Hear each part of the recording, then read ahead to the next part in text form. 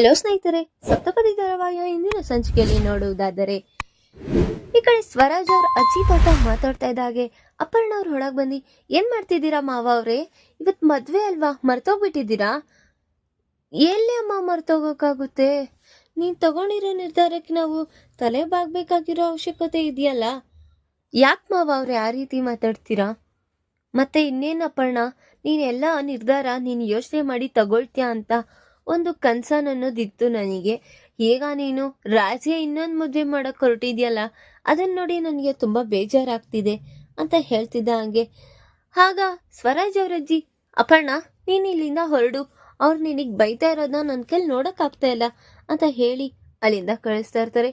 ಯಾಕತ್ತೆ, ನಾವು ಬರ್ಬೇಕಷ್ಟೇ ಅಲ್ವಾ, ಬರ್ತೀವಿ, ಬಂದು ಏನ್ ಮಾಡ್ಬೇಕೋ ಅದನ್ನ ಮಾಡ್ತೀವಿ, ನೀನೇನು ವರಿ ಮಾಡ್ಕೋಬೇಡ ಹೋಗು ಅಂತ ಸ್ವರಾಜ್ ಅವರಜ್ಜಿ ಹೇಳಿ ಅಪರ್ಣ ಅವ್ರನ್ನ ಕಳಿಸ್ತಾರೆ. ಇನ್ ಈ ಕಡೆ ನೋಡಿದ್ರೆ ಮಾಯಾಗೆ ಇಂಜೆಕ್ಷನ್ ಕೊಡ್ತಾ ಇರ್ತಾರೆ, ಕಾನ್ಶಿಯಸ್ ಆಗೋಕೆ ಇಂಜೆಕ್ಷನ್ ಕೊಡ್ತಾ ಇರ್ತಾರೆ. ಇನ್ ಈ ಕಡೆ ನೋಡಿದ್ರೆ ಅಪ್ಪು ಡಾಕ್ಟರ್ ಅವ್ರ ಹತ್ರ ಎಷ್ಟೊತ್ತಿಗೆ ಕಾನ್ಶಿಯಸ್ ಬರುತ್ತೆ ಮೇಡಮ್ ಅವರು ಅಂತ ಕೇಳ್ತಿದ್ದ ಹಾಗೆ, ಬರ್ತಾರಮ್ಮ, ಒಂದು 10-15 ನಿಮಿಷದಲ್ಲಿ ಬಂದ್ರೆ ಸರಿ ಹೋಗುತ್ತೆ, ಇಲ್ಲ ಅಂದ್ರೆ ಅವ್ರಿನ್ನ ಕೋಮಾಗೆ ಹೋಗಿದ್ದಾರೆ, ಇನ್ನು ಅವ್ರೇ ಎಚ್ಚರಾಗೋವರೆಗೂ ಕಾಯ್ಬೇಕಾಗುತ್ತೆ ಅಂತ ಹೇಳ್ತಾ ಇರ್ತಾರೆ. ಅದನ್ನ ಕೇಳಿಸ್ಕೊಂಡು ಮಾಯಾ, ಪ್ಲೀಸ್ ಮಾಯಾ, ನಮ್ಮ ಅಕ್ಕನ್ಗೆ ಇರೋದು ಒಂದೇ ಒಂದು ಆಧಾರ ನೀನು, ಬೇಗ ಎದ್ದಳು ಮಾಯಾ ಅಂತ ಹೇಳ್ತಾ ಇರ್ತಾಳೆ. ಇನ್ ಈ ಕಡೆ ನೋಡಿದ್ರೆ ಸುಭಾಷ್ ಅವರು ಎಲ್ಲಾರು ಒಬ್ಬೊಬ್ರು ಒಂದೊಂದು ದಿಕ್ಕಲ್ಲಿರ್ತಾರೆ. ಆ ಕಡೆಯಿಂದ ಇನ್ನ ಮದ್ವೆಗೆಲ್ಲ ತಯಾರಿಯಾಗಿ ಒಬ್ಬೊಬ್ರು ಒಂದೊಂದು ದಿಕ್ಕಲ್ಲಿ ಇರ್ತಾರೆ. ಇನ್ ಈ ಕಡೆ ನೋಡಿದ್ರೆ ಚಿತ್ರ ಗೌರಿ ಪೂಜೆ ಮಾಡ್ತಾ ಇರ್ತಾರೆ. ಅದನ್ನ ನೋಡಿ ನಾಗವೇಣಿ ತುಂಬಾ ಖುಷಿ ಪಡ್ತಾ ಇರ್ತಾಳೆ. ಕಾವ್ಯಂಗೆ ತುಂಬಾ ಬೇಜಾರಾಗ್ತಾ ಇರುತ್ತೆ, ಇನ್ನೇನು ಮಾಡೋದಿಕ್ಕಾಗಲ್ಲ ಅನ್ನೋ ಭ್ರಮೇಲಿ ನಿಂತ್ಕೊಂಡು ಮೌನವಾಗಿರ್ತಾಳೆ. ಆಗ ಯಾಕ್ರಿ ಹೀಗಿದ್ದೀರಾ ಅಂತ ಕೇಳ್ತಾ ಇರ್ತಾರೆ ಪ್ರಕಾಶ್ ಅವ್ರಿಗೆ ಅವ್ರ ಹೆಂಡತಿಯವರು. ಈ ಮನೇಲಿ ಯಾರು ಏನ್ ಅನ್ಕೊಳ್ತಿರೋ ಅನ್ಕೊಳ್ಳಿ, ನಾನು ಅದ್ರ ಬಗ್ಗೆ ಏನು ಯೋಚನೆ ಮಾಡಕ್ ಹೋಗಲ್ಲ, ನಾನು ಆ ಹುಟ್ಟಿರೋ ಮಗುಗೆ ನ್ಯಾಯ ಮಾಡಕ್ ಹೊರಟಿದ್ದೀನಿ ಅಂತ ಅಪರ್ಣ ಅವರು ಸಹ ಹೇಳ್ತಾ ಗೌರಿ ಪೂಜೆನ ಆರಂಭಿಸಿರ್ತಾರೆ. ಇನ್ ಈ ಕಡೆ ನೋಡಿದ್ರೆ ಕಾವ್ಯ ಆ ಕಡೆ ಈ ಕಡೆ ಮೌನವಾಗಿ ನಿಂತ್ಕೊಂಡು ಅಳ್ತಾ ಇರ್ತಾಳೆ. ಆಗ ಹೇ, ಏನೇ ಮಾಡ್ತಾ ಇದ್ಯಾ, ನಿನ್ಗೇನಾದ್ರೂ ಸ್ವಲ್ಪ ಆದ್ರೂ ಬುದ್ಧಿ ಇದೆಯೇನೆ? ನನ್ಗೆ ತಡ್ಕೊಳಕ್ ಆಗ್ತಾ ಇಲ್ಲ ಕಣೆ ರಾಜ್, ಇನ್ನೊಬ್ರಿಗೆ ಸ್ವತ್ತಾಗೋದ್ ನನಗ್ ನೋಡಕ್ ಆಗ್ತಾ ಇಲ್ಲ. ಆ ಜಾಗದಲ್ಲಿ ನೀನ್ ಮಾತ್ರ ಇರ್ಬೇಕು ಕಾವ್ಯ. ಯಾಕೆ ನೀನ್ ಈ ರೀತಿ ಮೌನವಾಗಿದ್ಯಾ? ಏನಾದ್ರೂ ಮಾಡು ಕಾವ್ಯ, ಇಲ್ಲೋ ನಿನ್ ಕೈಲಿ ಆಗಿಲ್ಲ ಅಂದ್ರೆ ಹೇಳು, ಹೋಗಿ ಆಶೀರ್ವಾದ ಮಾಡೋ ತರ ಮಾಡಿ ಕಲ್ಲಿ ಏನಾದ್ರೂ ಎತ್ತಾಕ್ ಬಿಡ್ತೀನಿ, ನನ್ಗೆ ಅವಳು ಅಂದ್ರೆ ಆಗ್ತಾ ಇಲ್ಲ, ನನಗೆ ಇಳಿಸ್ತಾ ಇಲ್ಲ ಅಂತ ಸ್ವಪ್ನ ಹೇಳ್ತಾ ಇರ್ತಾಳೆ. ಕಾವ್ಯ ಅದನ್ನ ಏನು ಕೇರೆ ಅಂದಿರ ಪಾಪ ಅವಳ ಯೋಚನೆಯಲ್ಲಿ ಅವಳಿರ್ತಾಳೆ. ಇನ್ ಈ ಕಡೆ ನೋಡಿದ್ರೆ ಸ್ವಪ್ನ, ಏನ್ ಮಾತಾಡ್ತಾ ಇದ್ಯಾ ನೀನು? ಆಂಟಿ, ಇನ್ನೇನ್ ಆಂಟಿ ಮಾಡ್ಲಿ, ನಿಮ್ ನಿರ್ಧಾರ ಅಂತೂ ಚೇಂಜ್ ಆಗಲ್ಲ ಅಂತ ನನಗೆ ಗೊತ್ತಾಯ್ತು ನೋಡಿ, ಕಾವ್ಯನ್ಗಾದ್ರೂ ಕನ್ವಿನ್ಸ್ ಮಾಡಿ ಹೇಗಾದ್ರೂ ಮಾಡಿ ಅವಳನ್ನ ಈ ಮದ್ವೆಯಿಂದ ಎಬ್ಬಿಸ್ಬೇಕು ಅಂತ ಯೋಚನೆ ಮಾಡ್ತಾ ಇದ್ದೀನಿ ಅಂತ ಸ್ವಪ್ನ ಹೇಳ್ತಾ ಇರ್ತಾರೆ. ಯಾರೇ ಏನೇ ಮಾಡಿದ್ರು ಈ ಮದ್ವೆ ನಿಲ್ಲಲ್ಲ, ಅದು ನನಗ್ ಗೊತ್ತಿದೆ ಅಂತ ಹೇಳಿ ಅಪರ್ಣ ಮತ್ತೆ ಗೌರಿ ಪೂಜೆನ ಮುಂದುವರಿಸ್ತಾ ಇರ್ತಾರೆ. ಆಗ ಎಲ್ಲಾರು ಬಂದು ಆಶೀರ್ವಾದಿಸಿ ಅಂದ್ರೆ ಯಾರು ಸಹ ಬರ್ದಿರ ಮೌನವಾಗೇ ಇರ್ತಾರೆ. ಆಗ ಆಂಟಿ, ಇವ್ರು ಯಾರು ಬರ್ತಾರೋ ಬಿಡ್ತಾರೋ ನನಗ್ ಗೊತ್ತಿಲ್ಲ, ಆದ್ರೆ ನನಗ್ ನಿಮ್ಮ ಆಶೀರ್ವಾದನೇ ಬೇಕು, ಮನ್ಸ್ಫೂರ್ತಿಯಿಂದ ನೀವು ನನ್ನ ಆಶೀರ್ವಾದಿಸಿ ಆಂಟಿ ಅಂತ ಹೇಳಿ ಅವರ ಅಪರ್ಣನ ಹತ್ರ ಚಿತ್ರ ಆಶೀರ್ವಾದನ ತಗೊಳ್ತಾ ಇರ್ತಾಳೆ. ಅದನ್ನ ನೋಡಿ ಕಾವ್ಯನ್ಗೂ ಸಹ ತುಂಬಾ ಶಾಕ್ ಆಗಿರುತ್ತೆ. ಆಗ ಆಂಟಿ, ಈಗ ನಾನು ಅತ್ತೆ ಅಂತ ಕೂಗ್ಬೋದಾ? ಹಾ ಅಂತ ಹೇಳ್ತಿದ್ದ ಹಾಗೆ, ಗ್ರೇಟ್ ಗರ್ಲ್ ಮಾಯಾ ನೀನು, ಅಲ್ಲ ನಮ್ಮ ಅತ್ಗೆ ಹತ್ರ ನೀನ್ ಹೆಸರು ತಗೊಳ್ಳೋದಲ್ದಿರೋ ಈಗ ಯಾರಿಗೂ ಕೊಟ್ಟಿಲ್ದೇ ಇರೋ ಸ್ಥಾನ ನಿನಗ್ ಕೊಟ್ಟಿದ್ದಾರೆ ಅಂದ್ರೆ wow, such A great girl ನೀನು ಅಂತ ಹೇಳ್ತಾ ಇರ್ತೆ. ಅದನ್ನ ನೋಡಿ ಕಾವ್ಯನ್ಗೆ ತುಂಬಾ ಬೇಜಾರಾಗ್ತಾ ಇರುತ್ತೆ. ಇನ್ ಈ ಕಡೆ ನೋಡಿದ್ರೆ ಕಾವ್ಯ ಏನೋ ಮಾಡೋ ಸ್ಥಿತಿಲಿ ಇರ್ದಿರಾ ಹೊರ್ಗಡೆ ಬಂದು ಕಾರಿಡಾರ್ ಅಲ್ಲಿ ಓಡಾಡ್ತಾ ಇರ್ತಾಳೆ. ಆಗ ಹಿಂದೆಯಿಂದ ಅವ್ರ ಅಜ್ಜಿ ಬಂದು, ಯಾಕಮ್ಮ ಕಾವ್ಯ, ಯಾಕೆ ಅಳ್ತಿದ್ಯಾ? ಅಜ್ಜಿ, ನಾನ್ ಏನ್ ಅನ್ಕೊಳ್ತೀನೋ ಅದು ಯಾವ್ದು ಆಗ್ತಾ ಇಲ್ಲ ಅಜ್ಜಿ, ಏನ್ ಮಾಡ್ಬೇಕು ಅಂತ ತೋಚ್ತಾ ಇಲ್ಲ. ಯಾಕಮ್ಮ ಕಾವ್ಯ, ಯಾಕೇನಾಯ್ತು? ಹೋ, ನಿನ್ ಗಂಡ ಇನ್ನೊಬ್ರು ಸ್ವತ್ತಾಗ್ತಿದ್ದಾರೆ ಅಂತ ಬೇಜಾರಾಗ್ತಿದ್ಯಾ? ಅಜ್ಜಿ, ಯಾವತ್ತಾದ್ರೂ ನಾನು ನನ್ ಗಂಡನ್ಗೆ ಹೆಚ್ಚು ಕಮ್ಮಿ ಮಾಡಿದೀನ? ಅಲ್ಲ, ಮತ್ತೆ ನೀನ್ ಯಾಕೆ ಈ ನಿರ್ಧಾರ ತಗೊಂಡೆ ಕಾವ್ಯ? ಬಾ, ಈಗೂ ಏನು ಕಾಲ ಮಿಂಚಿಲ್ಲ, ನೀನ್ ಇಮಿಡಿಯೇಟ್ಲಿ ನನಗೆ ಈ ಮದ್ವೆ ಇಷ್ಟ ಇಲ್ಲ, ನನ್ ಗಂಡನ ಜೊತೆನೆ ನಾನು ಬಾಳ್ತೀನಿ ಅಂತ ಹೇಳು, ಅವಾಗ ಎಲ್ಲರೂ ಒಪ್ಕೊಳ್ತಾರೆ. ಹಾಗಾದ್ರೆ ನನ್ ಮಾತ್ ತಪ್ಪಬೇಕಾಗುತ್ತಾ ಅಜ್ಜಿ? ಏನಾಗುತ್ತೆ? ನಿನ್ ಗಂಡನ್ನ ನೀನ್ ಉಳಿಸ್ಕೋಬೇಕು, ಬೇರೆ ಯಾರೂ ಅಲ್ಲ. ಹಾ, ಏನ್ ಹೇಳ್ತಿದ್ದೀರಾ ಅಜ್ಜಿ? ಪ್ಲೀಸ್ ಅಜ್ಜಿ, ನಾನು ಒಬ್ರಿಗೆ ಮಾತ್ ಕೊಟ್ಮೇಲೆ ನಾನು ಆ ರೀತಿ ಮಾತ್ ತಪ್ಪಕ್ ಹೋಗಲ್ಲ. ನನ್ ಬನ್ ಈಗ ನನ್ಗಿದ್ದಿದ್ ಒಂದ್ ಆಧಾರನು ಬಂದಿ ಆಗಿರೋ ತರ ಆಗೋಗಿದೆ. ಏನ್ ಕಾವ್ಯ ಅಂಥದ್ದು? ಏನಾದ್ರೂ ದಾರಿ ಏನಾದ್ರೂ ಉಪಯೋಗಿಸಿದ್ಯಾ ಇಲ್ವೋ? ಉಪಯೋಗಿಸಿದ್ಯಾ ಅಂತ ನನಗೆ ಗೊತ್ತಾಗ್ತಿದೆ. ಅದಕ್ಕೆ ನೀನ್ ಇಷ್ಟು ಗಟ್ಟಿ ನಿರ್ಧಾರ ಮಾಡ್ಕೊಂಡು ಆ ಪೇಪರ್ ಮೇಲೆ ಸೈನ್ ಹಾಕಿದ್ಯಾ ಅಂತಾನು ನಂಗೆ ಗೊತ್ತು. ಆದ್ರೆ ಇನ್ನು ಕಾಲ ಮಿಂಚೋಗ್ತಿದೆ. ಬೇಗ ಏನಾದ್ರೂ ಒಂದು ಪರಿಹಾರ ಮಾಡು ಅಂತ ಸ್ವರಾಜ್ ಅವ್ರ ಅಜ್ಜಿ ಹೇಳ್ತಾ ಇರ್ತಾರೆ. ಪ್ರತಿಯೊಂದು ಸಂಚಿಕೆ ತಪ್ಪದೆ ನೋಡಬೇಕಾದರೆ ನಮ್ಮ KTVS 365 ಚಾನಲ್ ನ ಇಲ್ಲಿ ಸಬ್ಸ್ಕ್ರೈಬ್ ಮಾಡ್ಕೊಳ್ಳಿ. ಹಾಗೆ ಪಕ್ಕದಲ್ಲಿರುವ ಬೆಲ್ ಬಟನ್ ಅನ್ನು ಪ್ರೆಸ್ ಮಾಡಿ ಅದರಲ್ಲಿ ಆಲ್ ಆಪ್ಷನ್ ಸೆಲೆಕ್ಟ್ ಮಾಡ್ಕೊಳ್ಳಿ. ಇದರಿಂದ ನಾವು ರಿಲೀಸ್ ಮಾಡುವಂತಹ ಸಂಚಿಕೆ ಅಪ್ಡೇಟ್ ನೋಟಿಫಿಕೇಶನ್ ಸಿಗುತ್ತೆ. ಅಜ್ಜಿ, ಆಯ್ತು ಅಜ್ಜಿ, ನನ್ ಗಂಡನ ನಾನು ಅಷ್ಟು ಸುಲಭವಾಗಿ ಹೇಗ್ ಬಿಟ್ಕೊಟ್ಬಿಡ್ತೀನಿ ಅಜ್ಜಿ? ಈ ಮದ್ವೆ ನಡಿಯಕ್ಕೂ ನಾನು ಬಿಡಲ್ಲ. ನಾನು ಏನಾದ್ರೂ ಒಂದು ಪರಿಹಾರ ಮಾಡ್ತೀನಿ, ಇನ್ನೆಲ್ಲ ದೇವ್ರ ಮೇಲೆ ನಾನು ಭಾರ ಹಾಕ್ಬಿಡ್ತೀನಿ ಅಂತ ಹೇಳಿ ಅಲ್ಲಿಂದ ಹೊರಟಿರ್ತಾಳೆ. ಈ ಕಡೆ ನೋಡಿದ್ರೆ ಮಾಯನ್ನ, ಅಯ್ಯೋ ಮಾಯ ಎದ್ದೋಳು ಮಾಯ. ಈ ಕಡೆ ನೋಡಿದ್ರೆ ನಮ್ ಭಾವ ಅವ್ರಿಗೆ ಮದ್ವೆ ಆಗೋಗ್ತಿದೆ. ನೆನೆ ನೋಡಿದ್ರೆ ಕಾನ್ಶಿಯಸ್ ಬೇರೆ ಬರ್ತಾ ಇಲ್ಲ.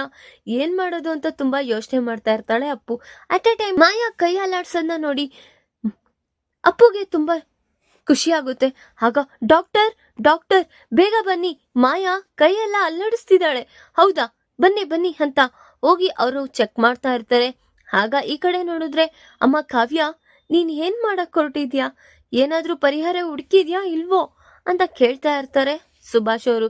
ಮಾವ ಅವ್ರೆ, ಹಾ ಹೇಳು ಕಾವ್ಯ. ಇಲ್ಲೋ ನಾನು ಎಲ್ಲ ನಿಜ ಒಪ್ಕೊಂಡ್ಬಿಡ್ಲಾ? ಬೇಡ ಮಾವ ಅವ್ರೆ, ಸ್ವಲ್ಪ ತಾಳ್ಮೆಯಿಂದ ಇರಿ ಅಂತ ಹೇಳ್ತಿದ್ದಂಗೆ ಇನ್ನ ವಧುನ ಕರ್ಕೊಂಡ್ ಬರ್ತಾ ಇರ್ತಾರೆ ಮೇಲೆ. ಈ ಕಡೆ ಚಿತ್ರನ್ನ ಮದ್ವೆಗೆಗೋಸ್ಕರ ಮೇಲಿಂದ ಕರ್ಕೊಂಡ್ ಬರ್ತಾ ಇರ್ತಾರೆ ನಾಗವೇಣಿ ಮತ್ತೆ ಅನಾಮಿಕಾ. ಆಗ ಸ್ವಪ್ನನು ಸಹ ಬರ್ತಾ ಇದ್ದಾಳಪ್ಪ ಅಂತ ಅನ್ಕೊಳ್ತಿದ್ದಂಗೆ ಇನ್ನ ಸೀದಾ ಬಂದಿ ಮದ್ವೆ ಪೀಠದ ಹತ್ರ ಕೂರಿಸ್ತಾ ಇರ್ತಾರೆ. ಆಗ ಇನ್ನ ಮದ್ವೆ ಹುಡ್ಗನು ಕರೀರಿ ಅಂತ ಹೇಳ್ತಾ ಇದ್ದ ಹಾಗೆ ಇನ್ನ ರಾಜ್ ಮೇಲಿಂದ ಬರ್ತಾ ಇರ್ತಾನೆ. ನೋಡಿದ್ರೆ ಕಾವ್ಯನ್ಗೆ ಕಣ್ಣಲ್ಲಿ ತುಂಬಾ ನೀರ್ ಬರ್ತಾ ಇರುತ್ತೆ. ಚಿತ್ರ ನೋಡಿದ್ರೆ ಹಾಗೆ ನೋಡ್ತಾ ಇರ್ತಾಳೆ ರಾಜ್ನ. ಇನ್ನೇನು ಮಾಡಕ್ಕಾಗಲ್ಲ ಇವ್ರು ಅನ್ನೋ ಕುಶಾಜಿನ ಮೆಟ್ಲಿ ಇಳಿತಾ ಕಳಾವತಿ, ನಾನೀಗೇನು ಮಾಡ್ದಿರ ಅಸಹಾಯಕದಲ್ಲಿ ಇದೀನಿ. ಎಲ್ಲ ನಿನ್ಮೇಲೆ ಭಾರ ಆಗ್ತಿದ್ದೀನಿ ಕಳಾವತಿ. ನೀನೇ ನನ್ನ ಪಾರ್ ಮಾಡ್ಬೇಕು ಅಂತ ಹೇಳಿ ಅಲ್ಲಿಂದ ಹೊರಟಿರ್ತಾಳೆ ರಾಜ್ ಹೇಳಿ ಅಲ್ಲಿಂದ ಹೊರಟಿರ್ತಾನೆ. ಈ ಕಡೆ ನೋಡಿದ್ರೆ ಸುಭಾಷ್ ಅವರು, ಏನ್ ಮಾಡ್ತಿದ್ಯಾ ಅಮ್ಮ ಕಾವ್ಯ? ಹೇಳು, ಏನಾದ್ರೂ ಆಧಾರ ಇದ್ಯಾ ಅಂತ ಕೇಳ್ತಾ ಇರ್ತಾರೆ. ಈ ಕಡೆ ಇನ್ನ ಚಿತ್ರ ಅವ್ರನ್ನ ನೋಡಿ ನಗ್ತಾ ಇರ್ತಾಳೆ. ಇನ್ನ ಕಲ್ಯಾಣ್ ಸಹ ಬಂದಿ, ಅತ್ಗೆ ನನಗೆ ಅವತ್ತು ನೀವು ಮಾತಾಡಿರೋದ್ರಲ್ಲಿ ನನಗೆಷ್ಟೋ ಆಸಕ್ತಿ ಇತ್ತು. ನಮ್ಮ ಅತ್ಗೆ ಈ ರೀತಿ ಜೀವನ ಹಾಳು ಮಾಡ್ಕೊಳ್ಳಲ್ಲ, ಏನಿದ್ರು ನಿಭಾಯಿಸ್ಕೊಂಡು ಹೋಗ್ತಾರೆ. ಈಗ ನೋಡಿ ಅಣ್ಣನೇ ಇನ್ನೊಬ್ರಿಗೆ ಕುತ್ತಿಗೆ ತಾಳಿ ಕಟ್ಟಕ್ ಹೋಗ್ತಿದ್ದಾರೆ. ಅತ್ಗೆ ಏನಾದ್ರೂ ಒಂದು ಮಾಡಿ ಅತ್ಗೆ, ಪ್ಲೀಸ್ ಅತ್ಗೆ ಅಂತ ಕೇಳ್ತಾ ಇರ್ತಾರೆ. ಇನ್ನ ಸ್ವಪ್ನನು ಸಹ, ಏನೇ ಮಾಡ್ತಿದ್ಯಾ? ನಿನ್ಗೇನಾಗಿದೆಯೇ? ಮಾತಾಡೇ ಸ್ವಲ್ಪ. ಈ ರೀತಿ ಮೌನವಾಗಿ ಇರ್ಬೇಡ ಕಣೆ. ಏನ್ ಮಾಡಕ್ ಹೊರಟಿದ್ಯಾ ಹೇಳೆ ಅಂತ ಹೇಳ್ತಿದ್ದಂಗೆ ಇನ್ನ ಸ್ವರಾಜ್ ಅವ್ರ ಅಜ್ಜಿನೂ ಸಹ, ಅಮ್ಮ ಕಾವ್ಯ, ಯಾಕಮ್ಮ ಕಾವ್ಯ, ಇನ್ನ ಕಾಲ ಮಿಂಚೋಗ್ತಿದೆ, ಏನ್ ಮಾಡಕ್ ಹೊರಟಿದ್ಯಾ ಹೇಳು? ಈ ಮದ್ವೆನ ಹೇಗಾದ್ರೂ ಮಾಡಿ ನಿಲ್ಲಿಸ್ತೀನಿ ಅಂದೆ, ಏನಾಯ್ತು ನಿನಗೆ ಅಂತ ಕೇಳ್ತಾ ಇರ್ತಾರೆ. ನೀವೆಲ್ಲ ನನ್ ಬಂಧು ಮಿತ್ರಗಳು, ಅದಕ್ಕೇನೆ ನೀವು ನನ್ ಮೇಲೆ ಇಷ್ಟು ಕನಿಕರ ತೋರಿಸ್ತಾ ಇದ್ದೀರಾ ಅಂತ ಹೇಳ್ತಾ ಇದ್ದ ಹಾಗೆ ಇವಾಗ ಅಂತ ಹೇಳೋ ಹೊತ್ತಿಗೆ ಮಾಯನ್ಗೆ ಈ ಕಡೆ ಎಚ್ಚರ ಆಗಿರುತ್ತೆ. ಆಗ ಇಮಿಡಿಯೇಟ್ಲಿ ಅಪ್ಪು, ಅಕ್ಕ ಮಾಯಾಗೆ ಎಚ್ಚರಿಕೆ ಆಗಿದೆ ಅಂತ ಹೇಳ್ತಿದ್ದಂಗೆ, ಹೋ ಸರಿ ಹೀಗೆ ಬರ್ತಾ ಇದ್ದೀನಿ ಅಪ್ಪು, 2 minutes ಬಂದ್ಬಿಟ್ಟೆ ಅಂತ ಹೇಳಿ ಇನ್ನ ಹೊರಡೋ ಹೊತ್ತಿಗೆ, ನೀವು ನನ್ಗೊಂದು ಸಹಾಯ ಮಾಡ್ಬೇಕು. ನೀವೆಲ್ಲರೂ ಸೇರಿ ಈ ಮದ್ವೆನ ನಿಲ್ಸೋ ತರ ನನ್ ಬರೋರ್ಗು ತಾಳಿ ಕಟ್ತಿರೋಂಗೆ ನೋಡ್ಕೊಳ್ಳಿ ಪ್ಲೀಸ್ ಅಂತ ಹೇಳಿ ಕಾವ್ಯ ಅಲ್ಲಿಂದ ಹೊರಟಿರ್ತಾಳೆ. ಅದನ್ನ ಅಪರ್ಣ ಅವರು, ರಾಹುಲ್ ಮತ್ತೆ ನಾಗವೇಣಿ, ರಾಜ್, ಚಿತ್ರ ಎಲ್ಲರೂ ನೋಡ್ತಾ ಇರ್ತಾರೆ. ಮಾಮ್, ಈಗೆಲ್ಲಿಗೆ ಹೋಗ್ತಿದ್ದಾಳ ಮಾಮ್ ಕಾವ್ಯ? ಎಲ್ಲಿಗಾದ್ರೂ ಹೋಗ್ಲಿ ಬಿಡೋ, ಈಗೇನ್ ಸಾಧಿಸೋದು ಇಲ್ಲ ಅವಳು ಅಂತ ಹೇಳ್ತಾ ಇರ್ತಾರೆ. ಈ ಕಡೆ ನೋಡಿದ್ರೆ ಕಳವತಿ ಅಂತ ಕಿಂಗ್ ಓಡೋಗ್ ತಿಳ್ಕೊಂಡಂಗೆ ನಿನ್ನ ಮದ್ವೆ ಮಾಡ್ಕೊಳ್ತಾ ಇದೀನಿ ಗೊತ್ತಾಯ್ತಾ ಅಂತ ಚಿತ್ರ ಹೇಳ್ತಿದಂಗೆ, ಮದ್ವೆ ಪೀಠದವರೆಗೂ ಬಂದಿದೀವಿ ಅಷ್ಟೇ, ನಾವೇನ್ ಇಲ್ಲಿ ಫಸ್ಟ್ ನೈಟ್ ಏನ್ ಮಾಡ್ಕೊಳ್ತಾ ಇಲ್ಲ ಆಯ್ತಾ? ಸ್ವಲ್ಪ ತಾಳ್ಮೆ ಇರ್ಲಿ, ಅಷ್ಟ್ರೊಳಗೆ ಏನಾದ್ರೂ ಆಗ್ಬೋದು ಅಂತ ಹೇಳ್ತಿದ್ದಂಗೆ ಇನ್ನ ಪುರೋಹಿತರು ಸಹ ರಾಜ್ಗೆ ಏನ್ ರಾಜ್ ನೀನ್ ಏನ್ ಕೆಲ್ಸ ಮಾಡ್ತಿದ್ಯಾ? ಈ ಕೈಯಿಂದ ಆಶೀರ್ವದಿಸಿದೀನಿ ನಿನಗೂ ಕಾವ್ಯನ್ಗೂ. ಈಗ ನೋಡಿದ್ರೆ ಯಾವ್ದೋ ಶೂರ್ಪಣಕಿನಂಗೆ ನಿನ್ನ ಕಟ್ತಾ ಇದ್ದಾರೆ. ನನ್ಗೆ ತಡ್ಕೊಳಕ್ ಆಗ್ತಾ ಇಲ್ಲ ರಾಜ್, ಬೇಜಾರಾಗ್ತಿದೆ. ನೀನ್ ಯಾಕೆ ಈ ರೀತಿ ನಿರ್ಧಾರ ತಗೊಂಡೆ ಅಂತ ಪುರೋಹಿತರವರು ಸಹ ಹೇಳ್ತಾ ಇರ್ತಾರೆ. ನೋಡಿದ್ರೆ ರಾಜ್ ಏನು ಮಾತಾಡ್ದಿರಾ ಅಮಾಯಕನಾಗ್ ಕೂತಿರ್ತಾನೆ. ಆಗ ಏನಮ್ಮ ನಿನಗ್ ಸ್ವಲ್ಪ ಆದ್ರೂ ಬುದ್ಧಿ ಇದ್ಯಾ? ನೀನ್ ಯಾವ ಸೀಮೆ ಹೆಂಗ್ಸಮ್ಮ ಅಂತ ಬೈತಾ ಇರ್ತಾರೆ. ಅದನ್ನ ಕೇಳಿಸ್ಕೊಂಡು ಬೇಜಾರಾಗ್ತಾ ಇರ್ತಾಳೆ ಚಿತ್ರ. ಇನ್ ಈ ಕಡೆ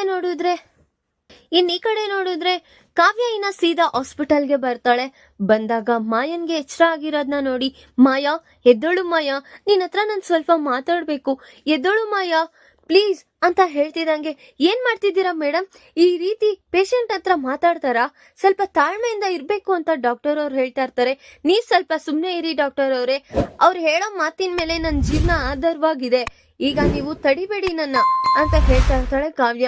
ನೋಡಿದ್ರೆ ಕಾವ್ಯ ಮಾಯನ್ನ ಕೈ ಮುಟ್ಟಿ ಎಲ್ಲ, ಮಾಯಾ ಎದ್ದೋಳು ಮಾಯಾ ಪ್ಲೀಸ್ ಮಾಯಾ ಎದ್ದೋಳು ಅಂತ ಗೊಳೋ ಅಂತ ಅಳ್ತಾ ಅವಳನ್ನ ಎಬ್ಬಿಸ್ತಾ ಇದ್ರೆ ಡಾಕ್ಟರ್ ಅವ್ರು ಬೈತಾ ಇರ್ತಾರೆ. ಏನ್ ಮಾಡ್ತಿದ್ದೀರಾ ನೀವು ಅಂತ ಹೇಳ್ತಿದಂಗೆ ಇನ್ನ ಮತ್ತೆ ಮಾಯಾ ಕೋಮಾಗೆ ಹೊರಟೋಗಿರ್ತಾಳೆ. ಆಗ ಏನ್ ಮೇಡಮ್ ಮಾಡುದ್ರಿ? ನೋಡಿ ಅವ್ರೀಗ ಕೋಮಾಗೋದ್ರು. ನೀವ್ ಇಷ್ಟು ಪೇಷಂಟ್ಗೆ ಪ್ರೆಷರ್ ಕೊಟ್ರೆ ಇನ್ನೇನಾಗುತ್ತೆ? ಅವ್ರು ಮಾತಾಡೋ ಸ್ಥಿತಿಯಲ್ಲಿದ್ರು, ನೀವ್ ಬಂದು ಈ ರೀತಿ ಮಾಡಿ ದೊಡ್ಡ ತಪ್ಪು ಮಾಡಿದ್ರಿ ಅಂತ ಡಾಕ್ಟರ್ ಅವರು ಕಾವ್ಯನ್ಗೆ ಬೈತಾರೆ. ಇನ್ ಯಾವಾಗ ಕಾನ್ಶಿಯಸ್ಸಿಗೆ ಬರ್ತಾರೆ ಇವರು ಏನೋ ನಮಗ್ ಗೊತ್ತಿಲ್ಲ ಅಂತ ಸಡನ್ ಆಗಿ ಕಾವ್ಯನ್ಗೆ ಸಹ ಬೈದಿ ಕಳಿಸ್ತಾ ಇರ್ತಾರೆ. ಇನ್ನ ಅಸಹಾಯಕಳಾಗಿ ಕಾವ್ಯ ಮತ್ತೆ ಹೊರಗಡೆ ಬಂದು ಏನ್ ಮಾಡ್ಲಿ ಅಪ್ಪು, ನನಗ್ ಏನ್ ಮಾಡ್ಬೇಕು ಅಂತ ಗೊತ್ತಾಗ್ತಾ ಇಲ್ಲ. ಅಕ್ಕ ನೀನ್ ಸುಮ್ನೆ ಇರು, ಮತ್ತೆ ಎಚ್ಚರ ಆಗ್ಬೋದು ಮಾಯನ್ಗೆ ಅಂತ ಅಪ್ಪು ಹೇಳ್ತಿದಂಗೆ, ಏನ್ ಎಚ್ಚರ ಆಗೋದು? ಒಂದ್ ಕಡೆ ನಿಮ್ ಬಾವನ್ಗೆ ಮದ್ವೆ ನಡೀತಾ ಇದೆ, ಈ ಕಡೆ ನೋಡಿದ್ರೆ ಮಾಯಾ ಎದ್ದೊಳ್ತಾ ಇಲ್ಲ, ಏನ್ ಮಾಡ್ಬೇಕು ಅಂತ ಗೊತ್ತಾಗ್ತಾ ಇಲ್ಲ ಅಂತ ತುಂಬಾ ಅಸಹಾಯಕಳಾಗಿ ನಿಂತಿರ್ತಾಳೆ. ಇನ್ ಈ ಕಡೆ ನೋಡಿದ್ರೆ ಮದ್ವೆ ಮನೆಯಲ್ಲಿ ಸುಭಾಷ್ ಅವರು ಒಂದ್ ಕಡೆ ನಿಂತಿರ್ತಾರೆ. ಆಗ ಎಲ್ಲಾದ್ರೂ ಇವರು ಅಂತ ಅಪರ್ಣ ಅವರು ಹೋಗ್ತಾ ಇದ್ದಂಗೆ, ಯಾಕ್ರಿ ಇಲ್ಲಿ ನಿಂತಿದ್ದೀರಾ? ನಡೀತಾ ಇರೋದು ನಮ್ಮ ಮಗನ್ ಮದ್ವೆ ಕಣ್ರಿ, ಅದಕ್ಕೆ ನಾವು ಪಕ್ಕದಲ್ಲಿ ನಿಲ್ಸಿ ಮದ್ವೆ ಮಾಡಿಸ್ಬೇಕು ರೀ. ನಾನು ಈ ಮದ್ವೆನ ಹೇಗ್ ನಿಲ್ಸೋದಂತ ಯೋಚನೆ ಮಾಡ್ತಾ ಇದ್ರೆ ನೀನು ಹೇಗ್ ಮದ್ವೆ ಮಾಡ್ಸೋದು ಅಂತ ಇದ್ಯಾ ಅಂತ ಜೋರಾಗಿ ಹೇಳ್ತಾ ಇರ್ತಾರೆ. ಅದನ್ನ ಕೇಳಿಸ್ಕೊಂಡು ಅಪ್ಪಣ್ಣ ಅವ್ರಿಗೆ ತುಂಬಾ ಶಾಕ್ ಆಗಿರುತ್ತೆ. ಈಗ ಸುಭಾಷ್ ಅವರು ಸಹ ಮನ್ಸಲ್ಲಿ ಈ ಮದ್ವೆನ ಹೇಗಾದ್ರೂ ನಿಲ್ಲಿಸ್ಬೇಕು ಅಂತ ಪಣ ತಟ್ಟಿದ್ದಾರೆ. ಈಗ ಕಾವ್ಯ ನಿಜವಾಗ್ಲೂ ಮಾಯನ್ನ ಕರ್ಕೊಬಂದಿ ಈ ಮದ್ವೆನ ನಿಲ್ಲಿಸ್ತಾಳ ಅಥವಾ ಮಾಯಾ ಕೋಮಾಗೋಗಿದ್ದಾಳೆ ಅನ್ನೋ ವಿಚಾರ ಸುಭಾಷ್ ಅವ್ರಿಗೆ ರಾಜ್ ಅವ್ರಿಗೆ ತಿಳಿಸ್ತಾಳ? ಈ ಮದ್ವೆ ಖಂಡಿತವಾಗಿ ನಡೆದಿ ನಾಗವೇಡಿ ರಾಹುಲ್ ಚಿತ್ರ ನಾಸೀರ್ ನೀಡೇ ಇರುತ್ತಾ ಅನ್ನೋದನ್ನ ಮುಂದಿನ ಭಾಗದಲ್ಲಿ ತಿಳಿಸ್ಕೊಡ್ತೀನಿ. ಈ ವಿಡಿಯೋ ಇಷ್ಟ ಆದ್ರೆ ಲೈಕ್ ಮಾಡಿ, ನಿಮ್ಮ ಫ್ರೆಂಡ್ಸ್ ಹಾಗೆ ನಿಮ್ಮ ರಿಲೇಟಿವ್ಸ್ಗೂ ಶೇರ್ ಮಾಡಿ ಅಂಡ್ ಕಮೆಂಟ್ ಮಾಡಿ. Thanks for watching.